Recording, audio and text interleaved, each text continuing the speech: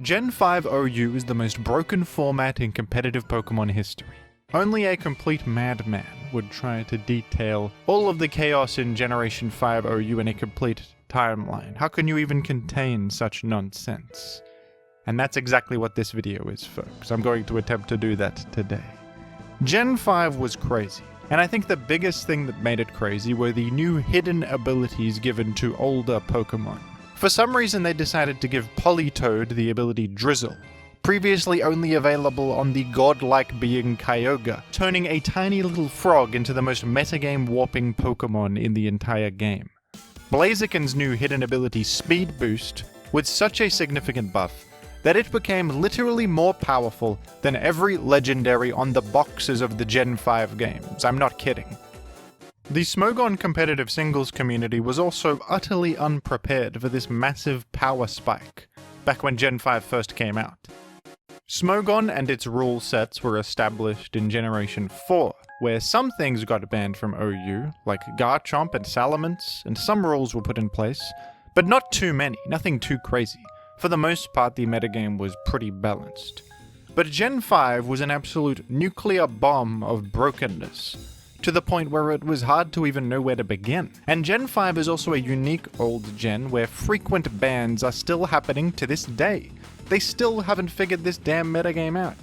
Quite recently, Cloyster was banned, ruling around Weather and Weather Synergy have been updated and cancelled and redacted. Unbans, rebans, item bans, move bans, all years after Gen 5 was the current gen. Even in its current state, with all of these rules in place, over a decade of rules, the metagame is far from balanced, and players are still in constant debate about more bans that should or shouldn't happen. In this video, I'm going to give a complete timeline of every single ban that has ever happened in Gen 5 OU from the very beginning to the current day. A stupid idea, probably, because I'm sure this video will be outdated mere moments after it's released, following an inexplicable ban to Furret or something. But I'm going to go ahead and do this anyway. Let's get into it, folks.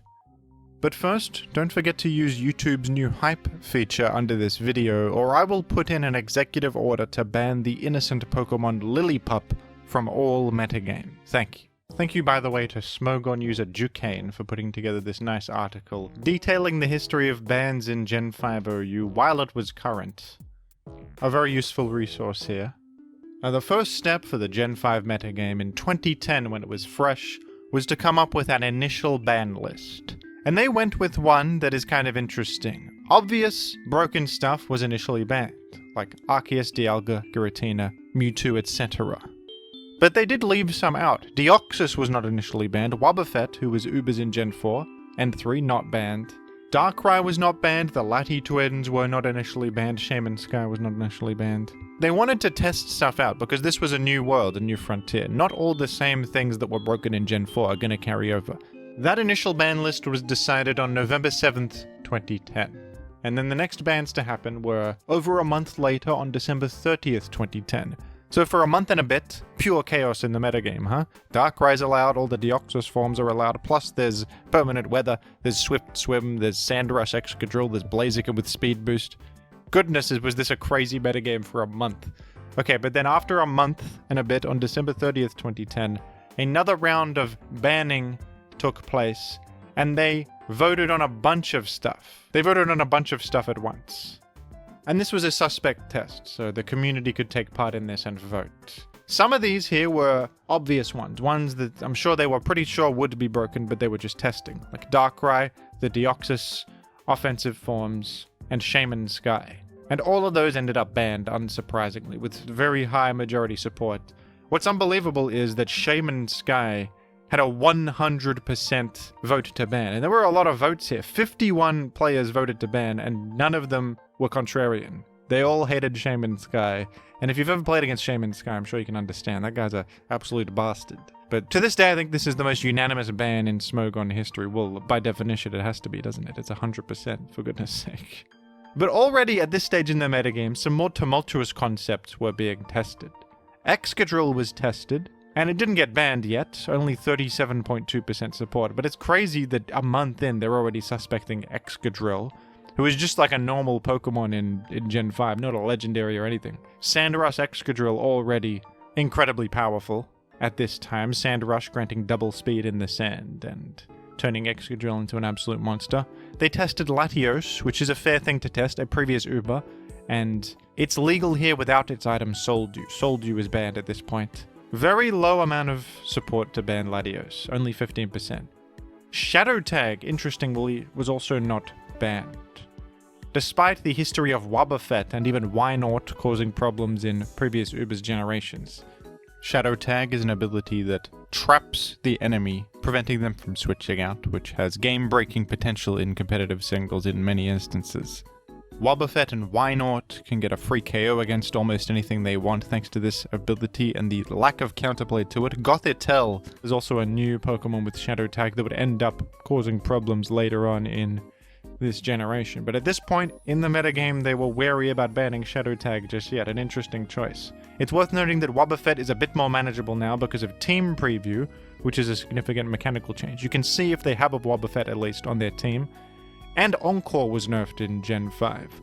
Encore only lasts for a flat 3 turns, where previously it was a range of turns from 4 to 8 turns that Encore could last, making Wobbuffet sometimes incredibly broken with the amount it could stall with Encore. Now Encore is a bit more manageable, so that's fair I suppose to not ban Shadow Tag yet, only a month in.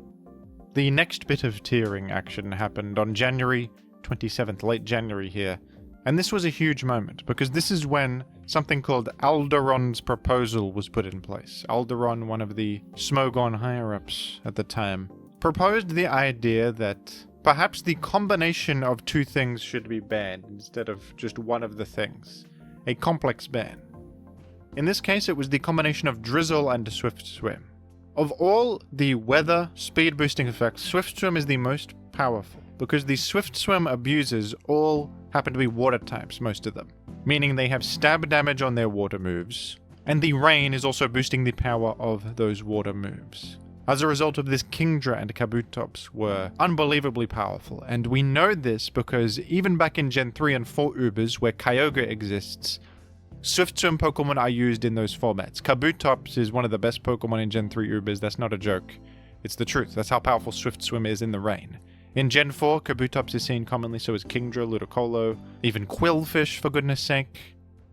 So it's no surprise that you allow Drizzle in OU and these Swift Swim Pokemon get out of control. Kind of a weird ban in retrospect though, because surely just banning Swift Swim would be a cleaner solution that mostly solves the problem, and I don't know, the thing that this is preserving here is the use of Swift Swim Pokemon that aren't on rain teams as a counterpick to enemy rain teams, which is a very specific thing to want to preserve, but this is one of the earliest examples of a complex ban happening. So that did happen, and there was a lot of support for it with 72.1% support.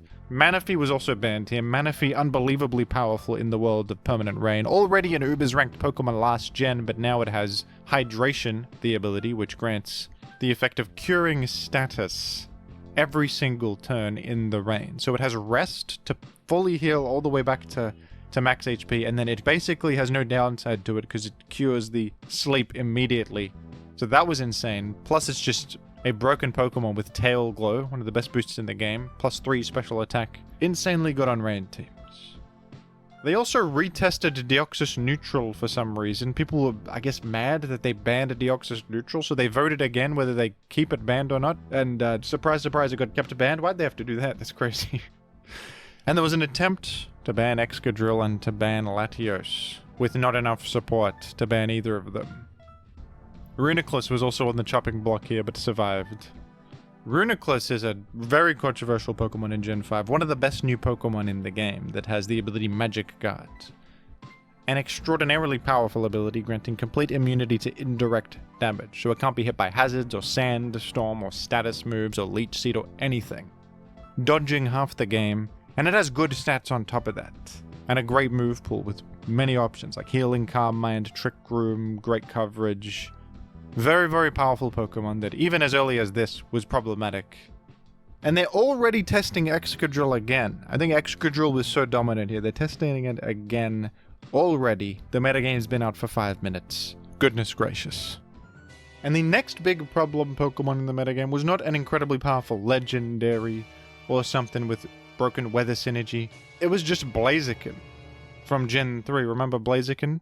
They buffed Blaziken massively in Gen 5, giving it the ability Speed Boost, with Swords Dance, Firefighting, Stab, and a constantly boosting speed stat allowing you to outrun the entire world. What the hell could defeat this thing? Very few things could actually answer it.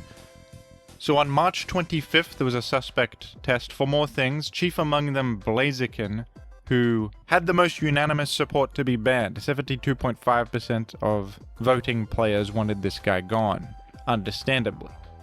What a crazy world we live in, that one of the first things banned in Gen 5, before most legendaries were banned, was Blaziken, a starter Pokemon from generations ago that randomly got buffed to high heaven. In the same wave of suspect tests, Deoxys Speed was tested and not banned. 53.7% support, not enough to ban it. Excadrill again was tested and not banned. Latios again, not banned, 55%.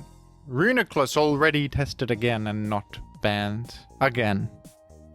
Thundurus, one of the new Genie Pokemon, new Genie legendaries, was tested here and not banned quite yet, but it was incredibly powerful on rain teams with its high speed and perfectly accurate thunder.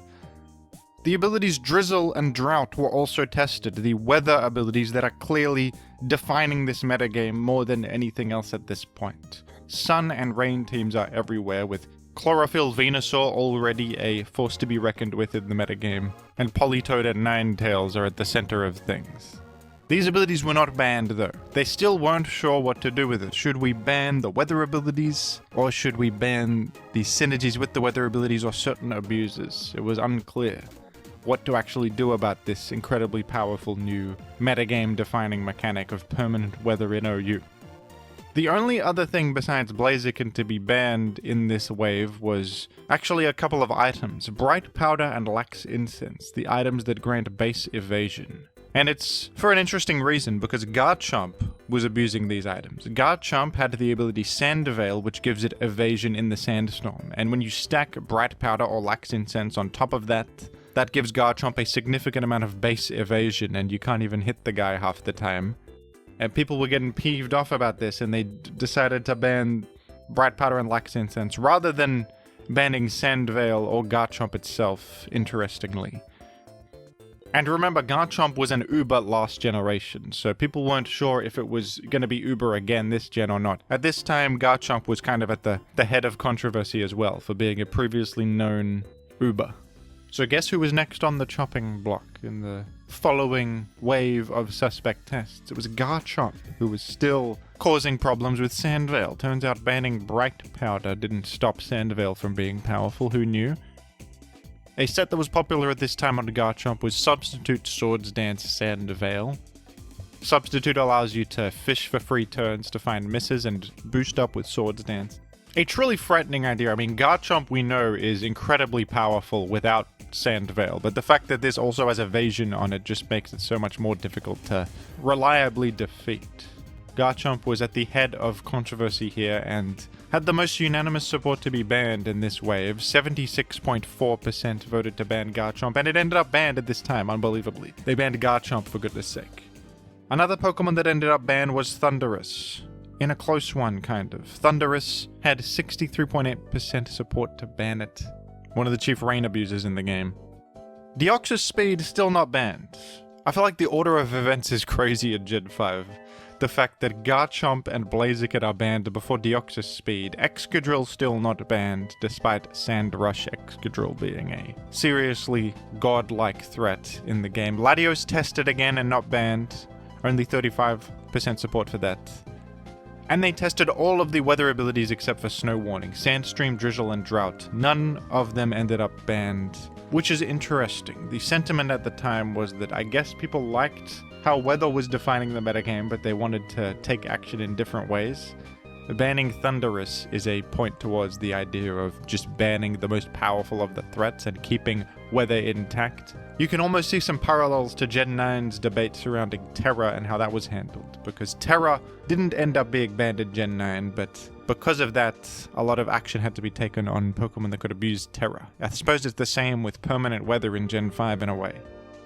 Maintaining permanent weather in the game caused a lot of tiering hiccups to come. Whether that was the right or wrong decision, I suppose, is subjective, but the sentiment at the time was people did not want the weather abilities banned, despite them being tested multiple times at this point, very early into the metagame. The next wave of suspects was in early October 2011, and finally, Excadrill ended up banned. The Sand Rush abuser that was outrunning entire teams and sweeping them. Probably the most powerful Pokemon with a speed boosting ability in weather in Gen 5, which is saying a lot. It's no surprise that with double speed in the weather, it is overwhelmingly broken. At this stage, though, they did not opt for a complex ban or anything. They could have complex banned the combination of Excadrill plus Sandstream. The support to ban Excadrill was 69.01%, which was enough of a supermajority.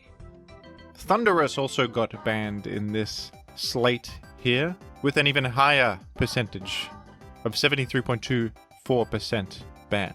Now, my apologies, folks. I feel like I am going a bit crazy. And I just thought to myself, wasn't Thundurus just banned a moment ago? And I was incorrect. No. Thundurus had 63.8% support to ban in the previous wave of suspects in June, but it wasn't banned, it was put on notice instead, which is interesting. I would have thought 63.8% is enough. So I don't know what the threshold here was at this time. Wasn't something else banned with a lower percentage vote? Maybe I'm mistaken. Yeah, Manaphy. 61.7% support to ban Manaphy, and they banned Manaphy back in January. And then 63.8% support to ban Thundurus, and they put it on notice. What? What's the damn... And then some things later are getting banned with only like 55% support. So I don't know what the hell they're up to back in 2011, Smogon. Are they just making stuff up? Or what's the threshold? But anyway, yeah, now it's banned. 73.24% to ban Thundurus on October 3rd and 9th, 2011. These were the two things that ended up banned in this slate, but a bunch more was tested. Deoxys Speed, tested again, and still not banned, although 41% is a little bit higher support for Deoxys Speed this time around. All of the weather abilities were tested this time, including Sandstream and Snow Warning. All of them were tested, and none of them were banned. The most support was for Drizzle with 39.39% support, and the least was for Snow Warning. A measly 6.94% of gamers voted to ban Snow Warning. 5 voted ban and 67 voted do not ban. That's kind of funny, isn't it? And folks, I never knew this, but Dragonite was tested this early into Gen 5. I never knew that this happened, but Dragonite was here in this slate of suspects, and it didn't end up getting banned. Not much support for it at all, but it's crazy to see Dragonite being considered here as a problem Pokemon. It is very powerful, and it got massively buffed in Gen 5 with the new ability Multiscale, which halves damage from incoming hits if you're at full HP. Really, really good on Dragonite, basically giving it a free turn to set up DD. But, as we know, there's plenty of counterplay to Dragonite with Stealth Rock, removing that multi-scale boost. Very good Pokemon, don't get me wrong, but far from the biggest problem in the Gen 5 metagame. It's a little interesting to see it here, though. Now, this part is funny, folks. This is the origin of the OU Council, which is something that came into existence for a humorous reason. On December 8th, 2011, a day that many believe was the biggest mistake in Smogon history, the OU Council was formed. Because some of the higher-ups at Smogon were getting a bit ticked off at how this suspect process was working so far.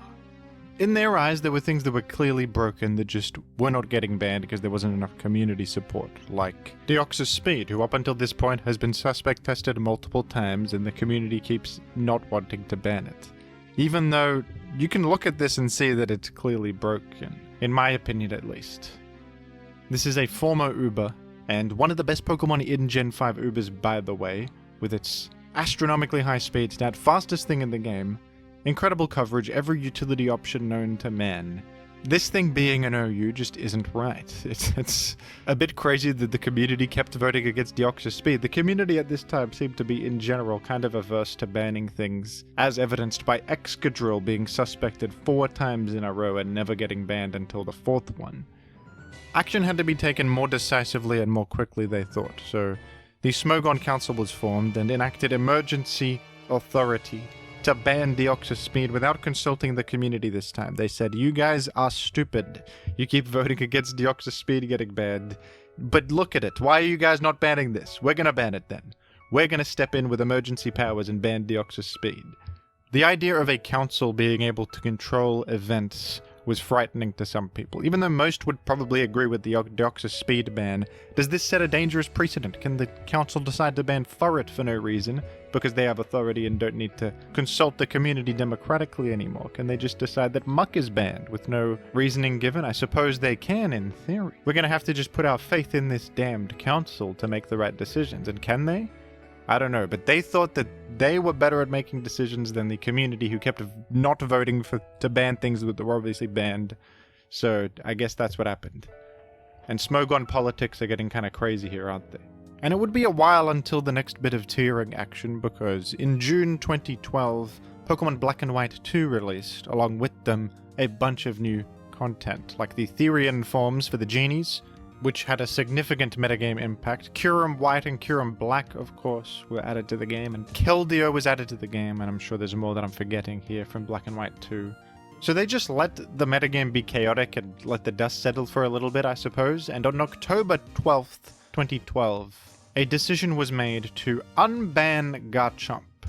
You see, the reason Garchomp was banned was mostly because of its abuse of Sandvale while Sandstorm was active, a set deemed uncompetitive. So instead of having Garchomp be banned, they instead banned the ability Sandvale itself and also Snowcloak, and those now fell under the evasion clause, a clause that was already in place that bans evasion boosting moves. Sandvale and Snowcloak boost evasion as abilities in weather and were deemed to be part of evasion clause now, and therefore Garchomp was free to re-enter the meta game. And to this day, Garchomp is a central Pokemon in Gen 5 OU that I'm sure you're all familiar with as a part of OU, but it was banned for a little bit there, and then unbanned at this point. By the way, folks, I started playing competitive Pokemon around this time, I think a little bit before Black and White 2 came out. So when I started, Excadrill was already banned, and a lot of that stuff was already decided on. And the first big thing I remember occurring in terms of tiering action was this next little tidbit. On November 6th, 2012, an unbelievable decision was made to unban Kyurem Black. Kyurem White and Kyurem Black were automatically banned from the game on release of Black and White 2, because they're box legendaries, that's usually what happens, but they decided to unban Kyurem Black, actually. And this was a suspect vote, with a surprising amount of majority support to do this. 72.7% voted to unban Kyurem Black. And this was a decision that shocked me at the time, because if you look at this guy, it has unbelievable offensive stats and general bulk. It's a damn box legendary. Like, this was crazy to me that they unbanned this and allowed it in OU. And I remember the day that this happened, using this on Pokemon Online, clicking outrage and wondering what the hell they were thinking. How did they allow this? But they did. The reasoning for this is because, despite being a box legendary with incredible stats, Kyurem Black does have some drawbacks. It is an ice type, which is terrible defensively, and makes it vulnerable to Stealth Rock. It's pretty slow as well for an offensive Pokemon in this format, and it's also limited in its options. It doesn't have any physical ice type attacks, besides Freeze Shock, which is an unreliable charging move. So even though it has unbelievable breaking power with a base 170 attack, they figured, why don't we try it in OU, because it does have all of these shortcomings, and, you know, it's slow and can be revenge KO'd really easily. It kind of relies on outrage, making it one-dimensional. So they decided to allow the guy. Some people think this was a huge mistake to unban Kyurem Black. Even to this day, people think Kyurem Black is kind of broken in Gen 5 OU. But I can understand the reasoning for unbanning it at this time, I suppose. I mean, arguably other offensive dragon types in the tier, like Dragonite and Latios and Garchomp, are better than it for the most part.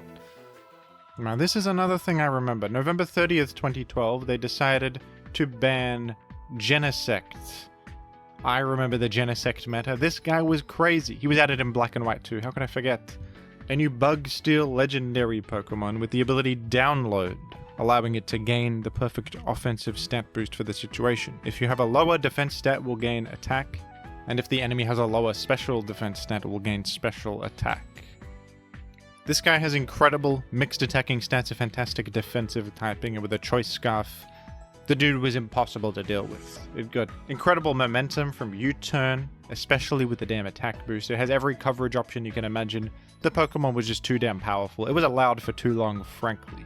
And this one was a suspect test. Democracy was in play here. 67.27% voted to ban Genesect.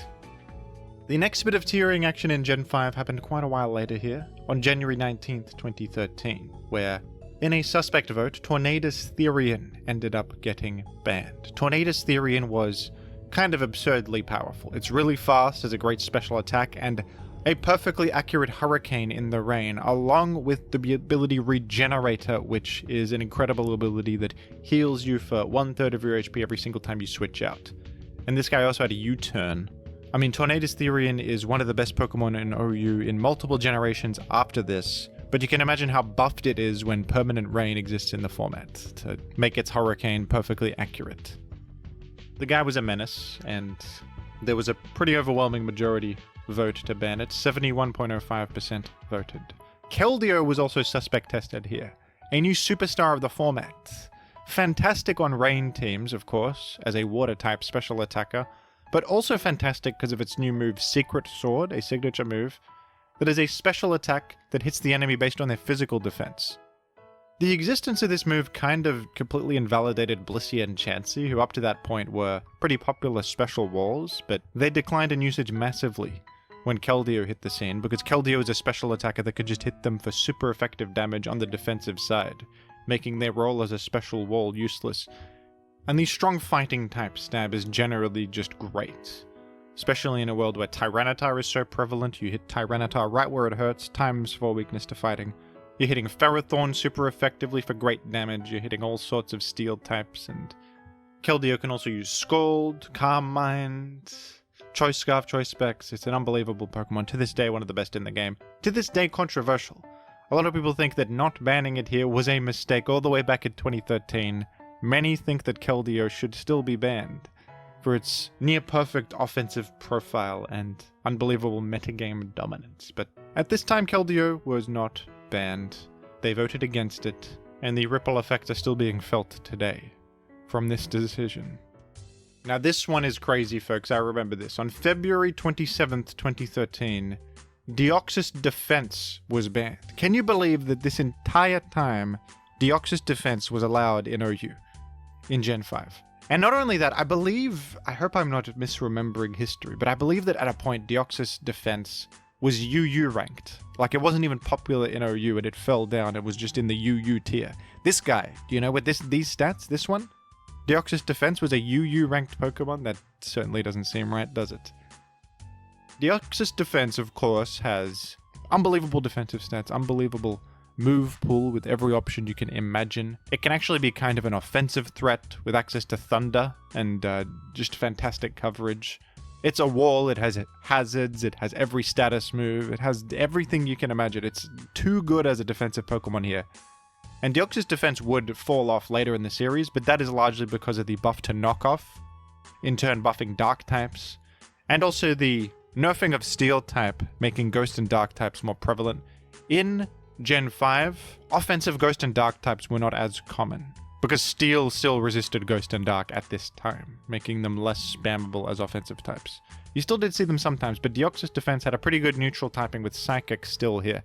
Psychics were decent in Gen 5.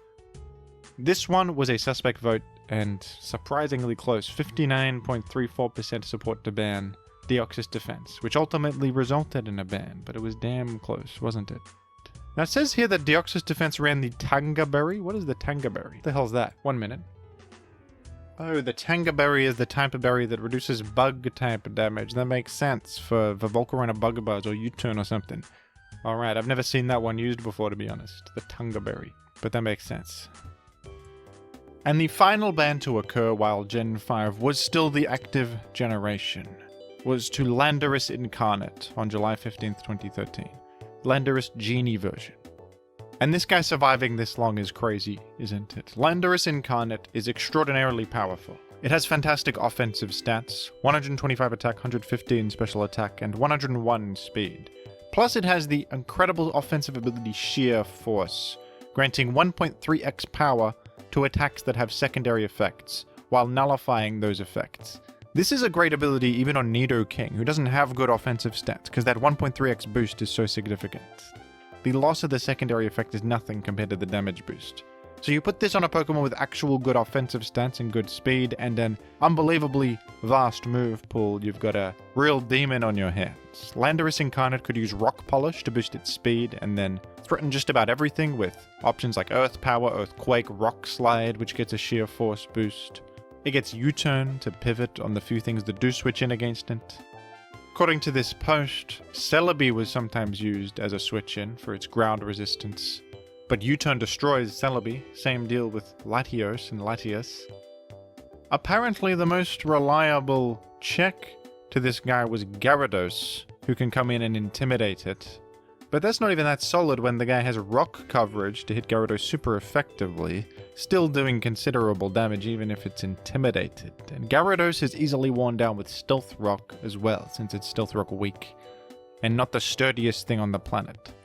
And this was a surprisingly close one. This was a suspect vote, and only 56.8% support just on the damn edge of not getting banned. 84 voted ban and 60 voted to not ban. That's a big turnout too. Over 100 people here participating in the damn Landorus suspect, many coming out in droves to defend what I believe to be a clearly broken Pokemon. But that's just interesting, isn't it? That's just intriguing. And you see what I'm talking about here, where the damn ban threshold is inconsistent throughout history? 56.8 support to ban, and that resulted in the guy going, but remember back when Thundurus had like 63% and it wasn't banned? What's going on here? I suspect that they kept lowering and lowering the threshold over time, because they were sick of stuff that was clearly broken not getting banned. They were nudging it a little bit towards the outcome they wanted, maybe a bit of Smogon Council corruption going on. Let's give the people the illusion of democracy and then actually nudge the criteria to fit what we desire. A little bit evil. To be fair though, this one is crazy. A measly 56.8% to ban Landorus. Honestly, what was the community thinking on that one? Why was there so much support to keep Landorus in the game? The guy was crazy. It's got sheer force, every move ever made, and there's like nothing that answers it. What are you talking about? And that is the end of this document, written graciously by the Smogon user Jukain. Thank you very much for this article here with a very detailed look at Gen 5's history while it was current.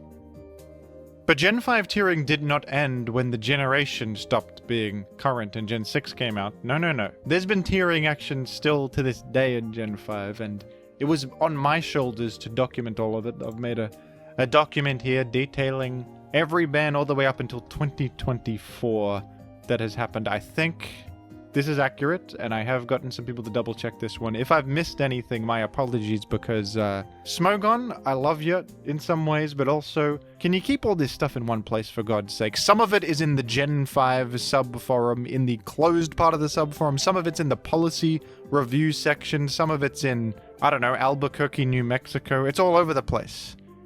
You'd think it's all in one place where I can chronologically look and search Gen 5 and see everything that's ever happened. But no, it's all in different forums, and they keep changing which forum the damn policy stuff goes in. So I've had to scour through all of that and figure out the dates that things were banned, and boy was it an ordeal, but I believe this is pretty accurate. The first ban to occur after Gen 5 was the current gen was a ban to the move Swagger. Swagger is a move that confuses the enemy and raises their attack. A very annoying move throughout Pokemon history that was actually banned around this time in April 2014 in Gen 6. The Swagger clause was introduced in Gen 6 OU because the Pokemon Liepard was abusing the move to great effect. Liepard has the ability Prankster, which grants priority to non-attacking moves. So Liepard could use priority-boosted Prankster Swagger to confuse the enemy, raise its attack with priority, and in some instances just win through sheer luck because they keep hitting themselves in confusion. And the reason Swagger in particular is problematic, because you raise their attack, it means that they are hitting themselves for more damage in confusion. The confusion self-hit is based on your own attack stat. So Swagger is raising their attack and meaning that they're actually dealing considerable damage to themselves with the confusion hit. So this was implemented in Gen 6, and then I think they just implemented it in Gen 5 around the same time too, because the same exact combo is possible in Gen 5 with Liepard. Now, I know that the swagger clause is in place in Gen 5, but I could not for the life of me find any thread where it was announced that they banned it. I don't know if it was a council vote or what. It's in place and it must have happened around this time, but I couldn't find the thread. I only found a GameFAQs thread that said swagger was banned in the format that was made in April 2014. That's the only evidence I have of this. If there's a thread that says the time swagger was banned in Gen 5 OU, I couldn't find it. But it was banned around this time in April. After that, though, there was an entire year and a bit until anything else happened in Gen 5. I think around this time it was a bit less common for action to be taken in older gens, because older gens aren't as popular as current gen. There were still people playing Gen 5 OU, but there's a bit of a disagreement in how old gens should be handled by some players. Some players think that once the gen's over, don't make any more changes, leave it as is, preserve it as a historical piece. But some people argue, well, if gamers are actively playing this, there should still be tiering action taken to prevent unbalanced strategies from existing and all that. And I would agree with the latter argument, obviously, because I think that old gens should not be viewed as like historical museum pieces, but actual metagames that people are playing actively, and therefore if there's a problem, address the problem. That seemed logical to me. So in 2015, after a year of an interesting meta for Gen 5, something crazy happened, and that was Excadrill was unbanned from OU. The reason Excadrill was unbanned from OU because it was no longer broken in the light of a new complex ban put in place. Now, the combination of Sandstream and Sandrush, as well as Drought and Chlorophyll, are banned. So exactly the same as Alderon's proposal back in the day, which bans Swift Swim plus Drizzle, except this was for all of the weather abilities that grant double speed. Chlorophyll plus Drought was banned, and Sandstream plus Sandrush was banned. Now, even though the non-Swift Swim abusers of these abilities were not as powerful, and people liked them, some people thought they were fine, Venusaur in its own way was crazy, with double speed and Sleep Powder, Growth, Solar Beam. These Pokemon definitely exemplified the Weather War element of the tier and made it a bit one-dimensional, like, if I get rid of their Weather Setter, I just win with my Chlorophyll guy. In the same vein, Sandrush was still abused by the Pokemon Stoutland of all things. Stoutland, and I remember using Stoutland on the ladder myself, was really, really good actually, with a Choice Band on, and double speed, the big dog. Next best Sandrush user without Excadrill available. It had access to super powerful good coverage, Stab Frustration, and just getting double speed in the weather is a powerful concept in a permanent weather metagame, fundamentally.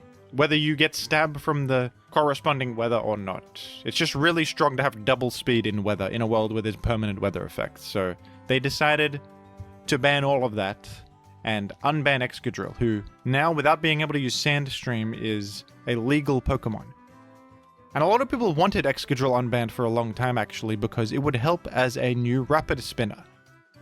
Excadrill has Rapid Spin, and it offers a different type profile to other Rapid Spinners with Ground Steel typing. Certainly a completely different Pokemon that fits on different teams to the currently popular Tentacruel and Starmie. Having more hazard removal in the tier was considered a good thing for balance, and Excadrill could also use its Sand Force ability, a different offensive ability it has that grants 1.3x damage to Ground Steel and Rock type moves in the sand. So that would still be a way to have Sand synergy with Excadrill and get some sort of boost in Sandstorm, but not as powerful of a boost as Sandstream, granting double speed.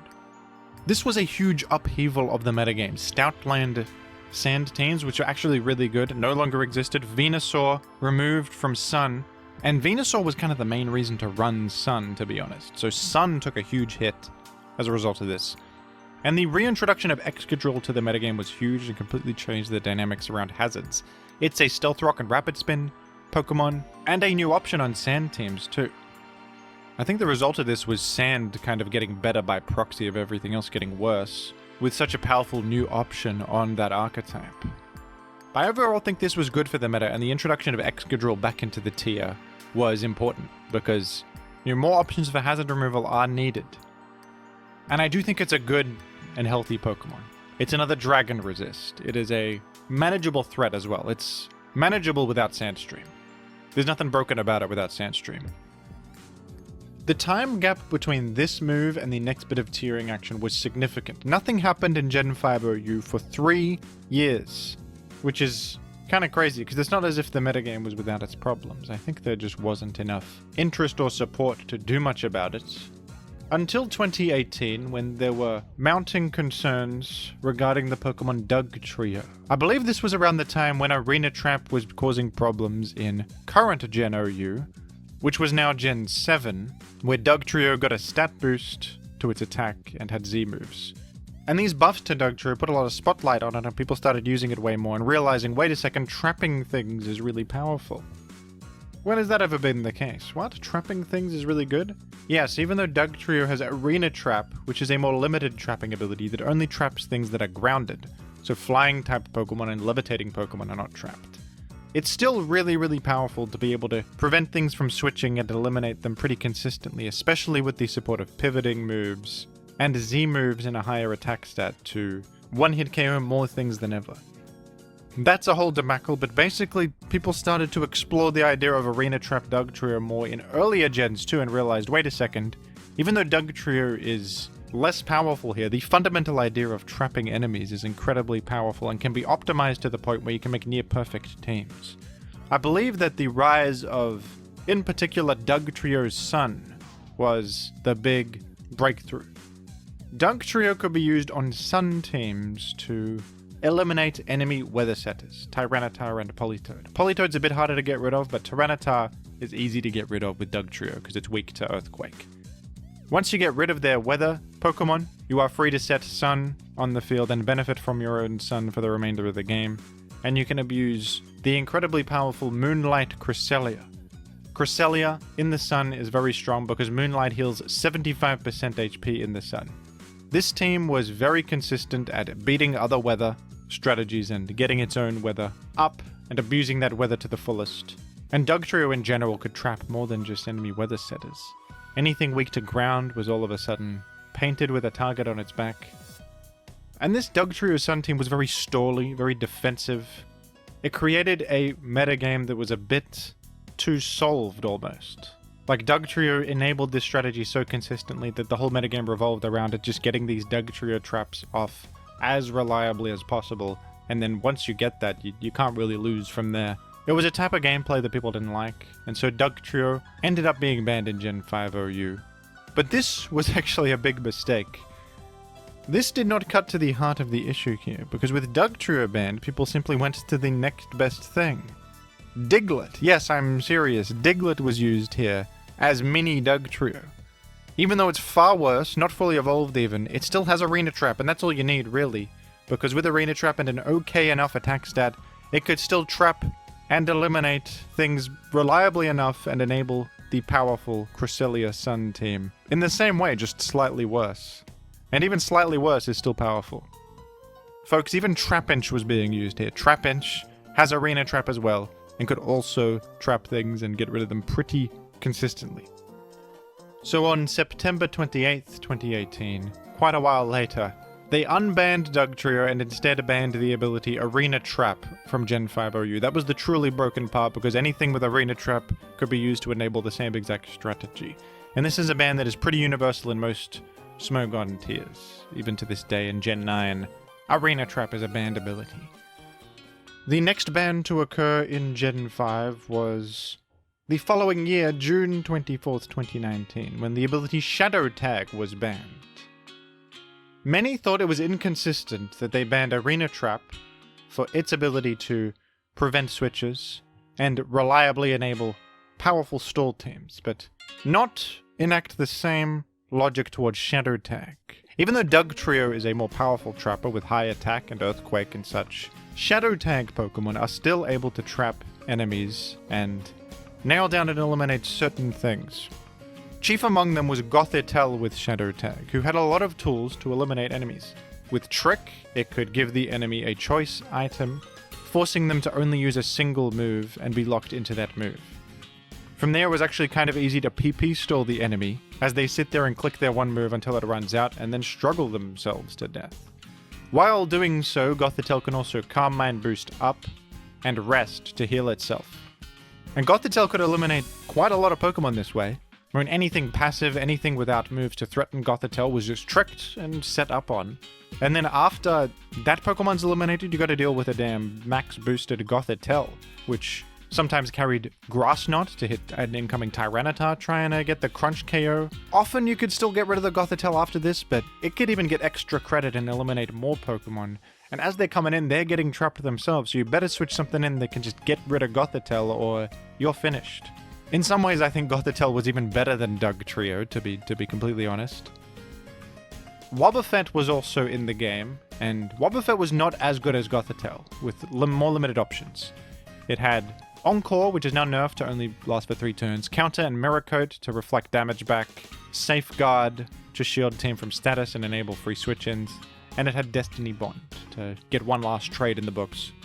But I imagine if they banned Gothitelle, people would just go to Wobbuffet, since it's the next best thing, and it was sometimes used on stall teams for its trapping ability and different strengths to Gothitelle. It's better against choice users, it can actually live more hits because of its excellent bulk. So Shadow Tag, the ability, was banned. It felt in line with banning Arena Trap that by extension Shadow Tag should be banned too. Crazy it took so long for this to happen though, but it did eventually happen. The next ban to occur in Gen 5 OU was on December 26th, 2019, not too far off from the previous, and it was an entire ban to sleep moves, which may sound crazy, that so many years later, from when Gen 5 was current, they're banning an entire status ailment from the game. Sleep moves are now banned. Now why did they do this? Well, with all this talk of all these broken mechanics in Gen 5, I haven't even mentioned in this video Gen 5 Sleep. Because Gen 5 Sleep, for whatever reason, has a unique way that it works, making Sleep more powerful in Gen 5 than almost any other gen, except maybe Gen 1. In Pokemon games, when you put an enemy to sleep, they can't act, and something called a sleep counter is put in place. So every single turn that they attempt to act while asleep, the counter ticks up, and as the counter ticks up, their chance to wake up increases.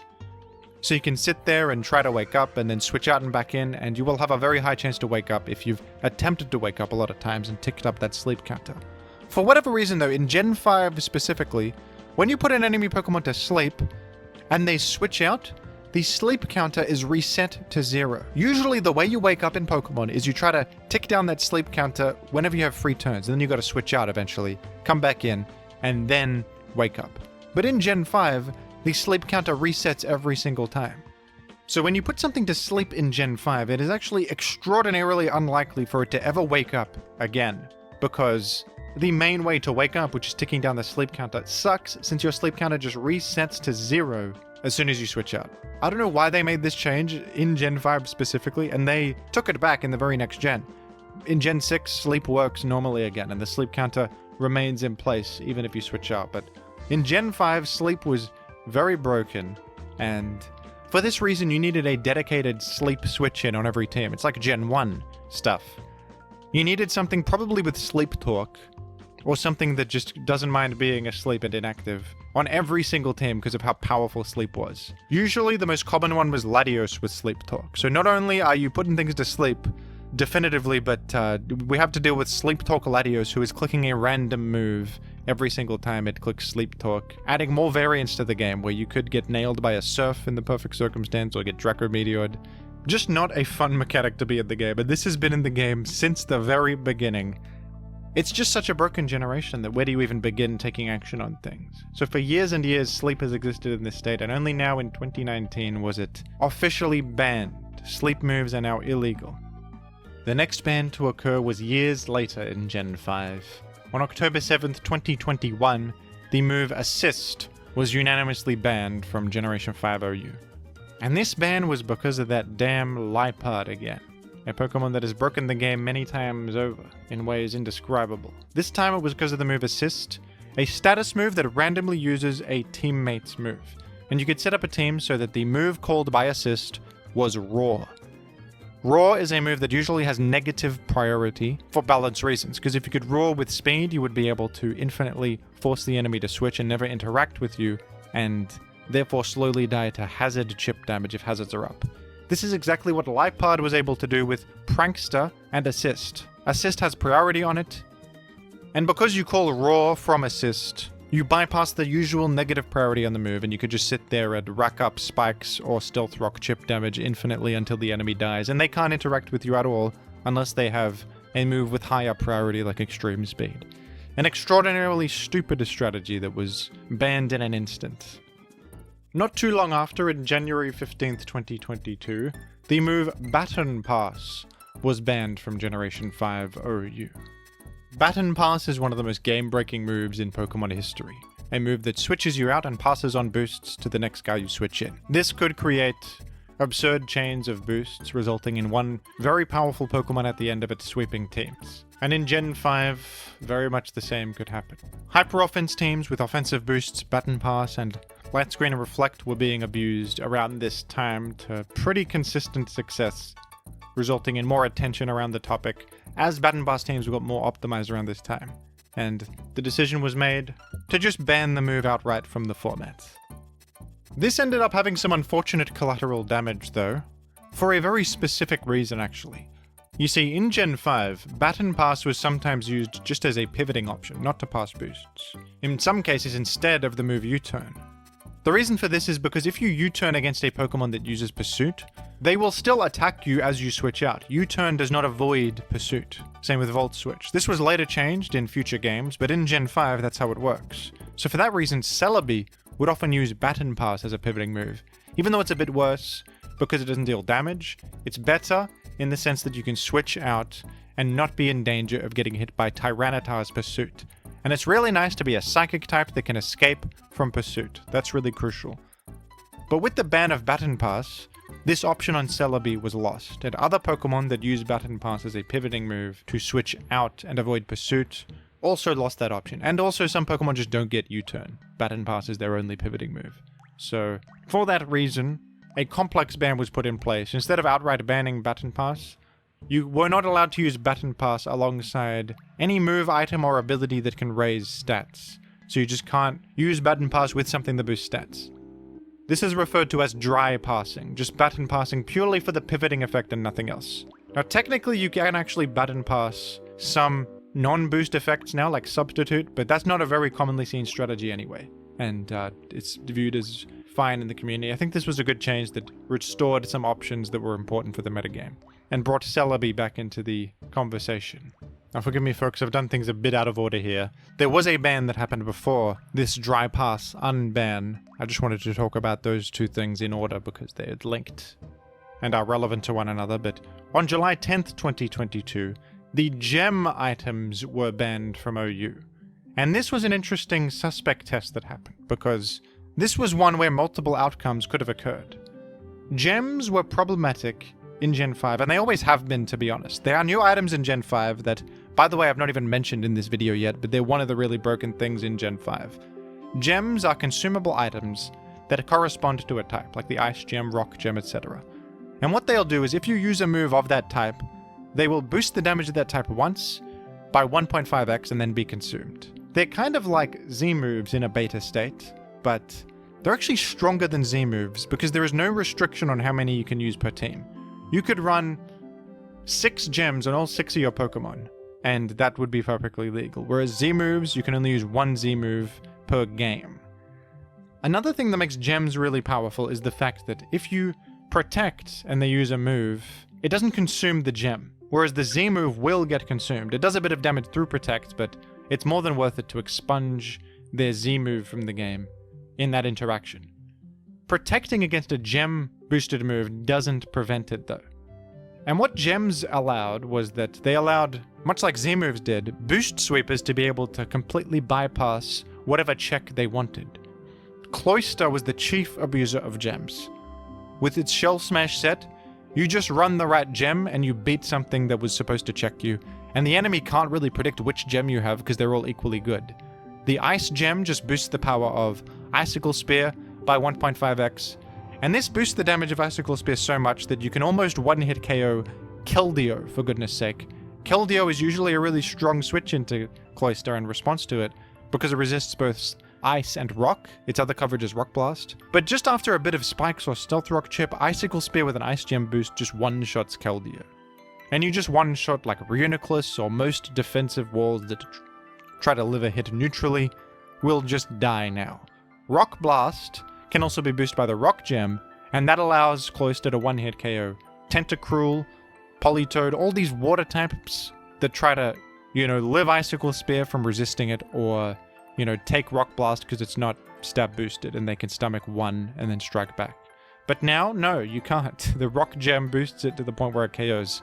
So you just don't know what gem they have, and that's crucial information because whatever gem they have means they beat the thing that usually checks it. So gems were insane at enabling offensive Pokemon. Volcarona abused gems to also one-shot its usual checks. So did Dragonite and Breloom. Plenty of Pokemon abused gems. So there are a few things that could have happened in this suspect test. Volcarona and Cloyster were also tested alongside gems, but the end result was that gems were banned and Volcarona and Cloyster were allowed to stay in the tier. Once these hyper-offense teams that just spammed gems were discovered and optimized, the metagame was truly hellish. I was playing pretty actively at this time in tournaments, and whenever you faced a weatherless hyper-offense team that was just running all gems and all their Pokemon, it was genuinely a coin flip whether you win by just predicting what gem they have, because depending on the gem, they beat something that should beat them. So you just can't reliably beat these threats when they're carrying gems. So I think the decision to ban gems was very good for the format and improved the experience of the metagame. On January 6th, 2023, they did a retest on gems because the initial vote was pretty close. Because it was so divisive and split down the middle, they decided to test them again and do a suspect of whether gems should be unbanned. The result was that gems remained banned in OU though. But it's worth noting that they did test it again just to be sure that this decision was not made too hastily. But having played in a metagame without gems for a while, I guess the community preferred the metagame without gems and wanted to keep it that way. A year later, on January 9th, 2024, Cloyster and Volcarona were both tested again, continuing to be controversial and in some ways hated by the community pretty consistently. Tournament players are very annoyed with these Pokemon because how matchup fishy they are. Volcarona and Cloyster are overwhelmingly powerful boost sweepers that in a single turn can tear apart an unprepared team, and this inherently introduces matchup variance.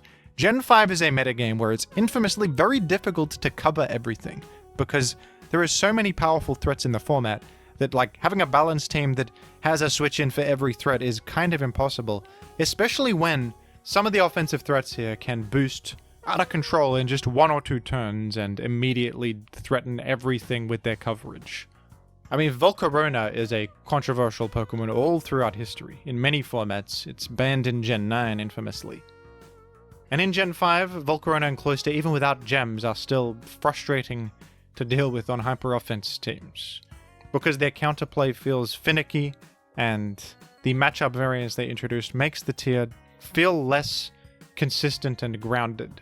Ultimately though, Cloyster and Volcarona were neither banned here. Both remained legal in the format. But this would not be the last time that issues arose from these two, believe me. On April 13th, 2024, the move Acupressure was banned from Gen 5 OU for a simple reason. Acupressure is a move that grants a random boost to your Pokemon, and this was a way for Pokemon to get an evasion boost, bypassing the evasion clause. Moves like Double Team and Minimize are banned in competitive singles and have been for a very long time, because evasion boosts are deemed broken.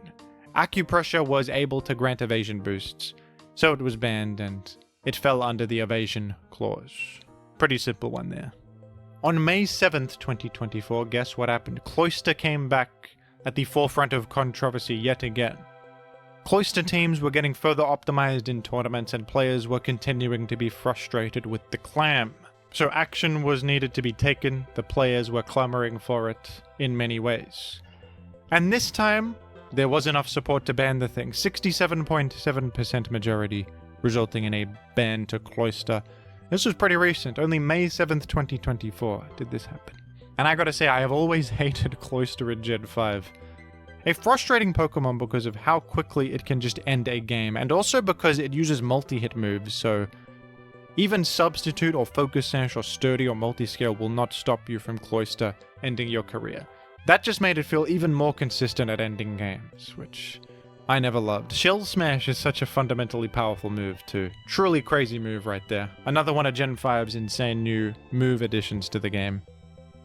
And isn't it just crazy that a ban to a regular, non-legendary Pokemon is still happening as recently as last year in Gen 5? That just does not happen in other competitive metagames usually. And the most recent suspect test that ever happened in Gen 5 was July 11th, 2024. It was a suspect test for Reuniclus, which we know historically has been suspect tested more than once before. One of Gen 5's most powerful Pokemon, the infamous Psychic type with Magic Guard really reducing its counterplay. Infamous for being able to snowball like crazy with Calm Mind and its difficulty to remove. Reuniclus in modern Pokemon is also incredibly powerful because of the optimization of the Psy-Spam archetype, where multiple offensive Psychic types are used, including Alakazam, Reuniclus, and Latios, sometimes even more than that, to overwhelm and eliminate Tyranitar. Because Tyranitar can't deal with all of these Pokemon. Tyranitar can't heal. So eventually if you just throw enough Psychic types at Tyranitar, Tyranitar will die, and then there's no response to the Psychic types anymore. The Pursuit Trap is gone, so now the Psychic types are gonna go crazy. You make Sand, you make Spikes, they're all immune to damn Sandstorm because of Magic Guard, and you just click buttons and destroy the enemy. It's one of the most consistent and powerful Sand team styles in the game, and Reuniclus is the reason for that. Reuniclus being an extraordinary Pokemon when Tyranitar is eliminated, and this is a team style that's excellent at getting rid of Tyranitar. A lot of people have wanted Reuniclus banned for a long time, but it did not end up getting banned here. There was only 34.62% support for a ban, so this time it didn't happen. Whether Reuniclus gets suspect tested again, we will have to see. I don't think there's been that much discussion of such a thing. But that's it for Gen 5 tiering. That's everything that's ever happened. But there is still discussion constantly in Gen 5 about what should happen in the future. Many believe that Latios should probably be banned because Latios is by far the best Pokemon in Gen 5 OU, present on almost every team, fits on almost every archetype, and that's just because it's really fast and threatening with Draco Meteor, one of the strongest attacks in the game. It has Trick Choice sets, it's got Colbur Berry sets, Calm Mind sets, Spec sets. You can throw this on any team and it's just that good that it'll do you well, and that kind of dominance feels a little bit much, especially because Latias could easily replace it and be a more reasonable version of a similar idea. Some players want Thunderous Therian to be banned, Thunderous Therian being incredibly powerful Rain Abuser with its perfectly accurate Thunder and Volt Absorb. Keldeo was also controversial. You saw Keldeo was suspect tested back in the day. People still hate Keldeo and think it's overpowered. Reuniclus, of course, even Alakazam, some people think is broken. Magic Guard in general. Drizzle in general. It's tough. And I don't think this will be the end for Gen 5 tiering. I'm sure something will prop up, something will get banned, something will be tested. What it is, only time will tell, but knowing this format, I'm sure something will prop up. Despite all of this, though, at the end of the day, I actually think Gen 5 is a pretty fun metagame. It's certainly one of the most unique in Smogon history, and the decision to keep permanent weather in the game, even with all of its tumultuous and absurd tiering action that followed from that decision, permanent weather does give the gen some really unique identity. And there are some Pokemon here that you just would never see in any other generation, like Tentacruel, who is one of the top threats, and top utility mons, just never seen in other gens, but amazing in Gen 5. You can honestly run Swords Dance for Relegator and do okay with it, I've seen that before. I have also seen Hydration, Dragon Dance, Wishcash win an SPL game. Hail teams are really interesting because they're anti-meta, they cancel all of the other weather, so they're built in a really unique way in Gen 5.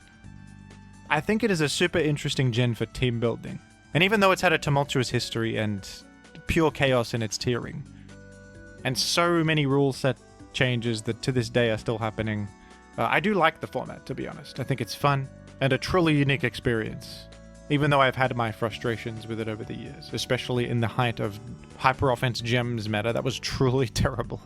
That was really bad, I must say, but despite all of this, though, I still like the format amazingly. I still think it's a lot of fun, and honestly, I'd recommend trying it, because there's nothing like it in the history of Pokemon, and I don't think there ever will be.